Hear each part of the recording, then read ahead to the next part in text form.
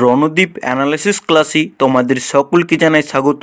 আজ যে ভিডিওটা নিয়ে আমরা আলোচনা করব তৃতীয় পর্যায়ক্রমিক মূল্যায়নে 2025 শ্রেণী তৃতীয় বিষয় বাংলা রায় মার্টিনের প্রশ্নের উত্তর। 9 নম্বর স্কুল। নিচের প্রশ্নগুলির একটি বাক্যে উত্তর দাও। ঈশপের প্রভু কে ছিলেন? ঈশপের প্রভু ছিলেন রাজা ক্রোসাস। কার লেজ কাটারির আঘাতে কেটে গিয়েছিল? কাঠবেড়ালির ছোট্ট লেজ কাটারির আঘাতে কেটে গিয়েছিল। আগমনী কবিতাটি কার লেখা? প্রেমেন্দ্র মিত্র।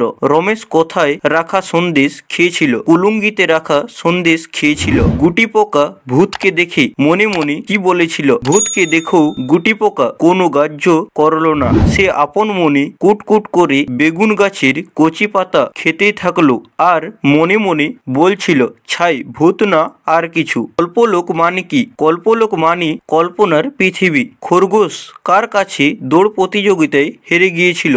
খরগোশ কচ্ছপের কাছে দৌড় প্রতিযোগিতায় হেরে গিয়েছিল। হিংসুটির দিদির বয়স কত? হিংসুটির দিদির বয়স 8 বছর। কোন স্বরবর্ণের আলাদা কোনো স্বরজ চিহ্ন নেই? অস্বরবর্ণের আলাদা কোনো স্বরজ চিহ্ন নেই। বলাকা বলতে কি বোঝো? বক বা অন্য সাদা পাখির ঝাঁককেই বলাকা বলা হয়। সঠিক উত্তরটি নির্বাচন করো। মাথায় সূর্য এসে সোনার কাঠি ছোঁয়ায়, ভূতটা বেগুন গাছের কাঁটায় আটকে গেল। বুড়ি বলল চোর তার পান্তা খেয়েছে। নিঝুম রাতে হুতুম চেঁচায় হঠাৎ অসৎ শাখে। আরাম কবিতাটিতে ভোরবেলার কথা বলা হয়েছে। শুনে ভয়ে হিংসুটির বুকের মধ্যে ধড়াস ধড়াস করে উঠল।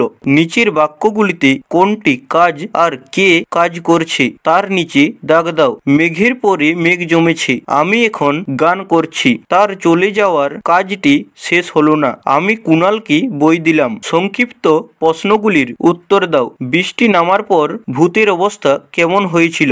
বৃষ্টি নামার পর ভূতের জারিজুরি ফাঁস হয়ে গেল। তার নাকে মুখে চোখে দিয়ে দর দর করে জ্বলে গলা রং বেরিয়ে এলো। শেষে দেখা গেল ভূত বাবাজি হলো কাকুর খবরের কাগজের ছেঁড়া পাতা। শরৎকালে প্রকৃতির রূপ কেমন থাকে? শরৎকালে আবহাওয়া গরম ভাবটা কমে আসে। নীল আকাশে পেঁজা তুলোর মতো সাদা মেঘ ভেসে বেড়ায়। সাদা কাশ ফুলের চামড় দুলিয়ে আর শিউলি ফুলের গন্ধ ছড়িয়ে প্রকৃতি মা যেন দুর্গা মায়ের মরতে আসার খবর ছড়িয়ে দেয়। ঈশপের প্রভু ঈশপকে কোথায় পাঠিয়েছিলেন? সেই জায়গাটি কেন বিখ্যাত ছিল?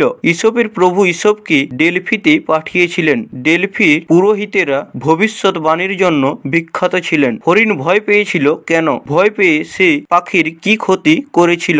মিষ্টি রোদে গাছের নিচে হরিণ ঘুমোচ্ছিল। গাছ থেকে কাঠবেড়ালির ছিঁড়ে ফেলা ফলটা হরিণের মাথায় পড়ায় সে ভয় পেয়েছিল।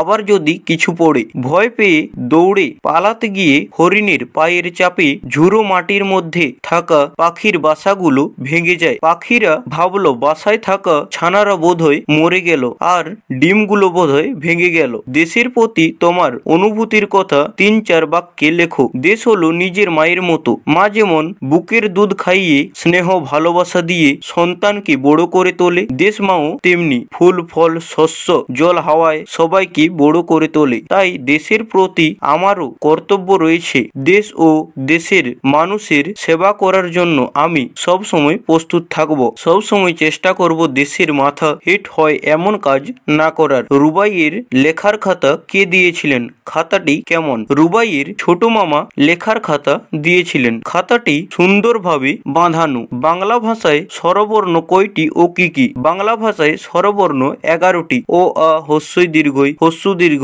রি এ ওই ও এবং ও। কয় স্তম্ভের সঙ্গে ক্ষয় স্তম্ভ মেলাও। কয় স্তম্ভ ক্ষয় স্তম্ভ। তেপান্তরের মাঠ, কৌড়ির পাহাড়, চোখ চশমা, অসৎ শাখা, অচিন দেশ। বর্ণ বিশ্লেষণ করু। আশ্চর্য আ যোগ তালবস্যয় হসন যোগ চয় হসন যোগ রয় হসন যোগ অন্তস্থ জয় হসন। বন জঙ্গল বয় হসন যোগ অ যোগ দন্তনে হসন যোগ অ বর্গীজয় হসন যোগ অ যোগ মধ্যন্য যোগ গয় হসন লয় হসন। ক্লোরোফিল কয় হসন যোগ লয় হসন যোগ ও যোগ রয় হসন যোগ ও যোগ হয় হসন যোগ হস্যই যোগ লয় হসন। আনন্দ আ যোগ দন্তনে হসন যোগ অ যোগ দন্তনে হসন যোগ দয় হসন। শব্দ যুগলের অর্থ পার্থক্য দেখাও। ধোয়া পরিষ্কার করা, ধোয়া ধুম। খাঁটি পরিশ্রম করে, খাঁটি বিশুদ্ধ। প্রদত্ত শব্দগুলি দিয়ে বাক্য গঠন করো। টুংটাং পুতুলেরা টুংটাং করে নেচে উঠল। পান্তা পান্তা বুড়ি খুব গরিব ছিল। রোদ্দুর শীতকালে রোদ্দুরে বসে বই পড়তে ভালো লাগে। তো তোমাদের কাছে একটু অনুরোধ, ভিডিও ভিডিওটি ভালো লেগে থাকলে লাইক করবে, চ্যানেলে নতুন হয়ে থাকলে চ্যানেলটি সাবস্ক্রাইব করে দেবে। তো দেখা হবে পরের কোনো নতুন ভিডিওতে। ততক্ষণ ভালো থাকো,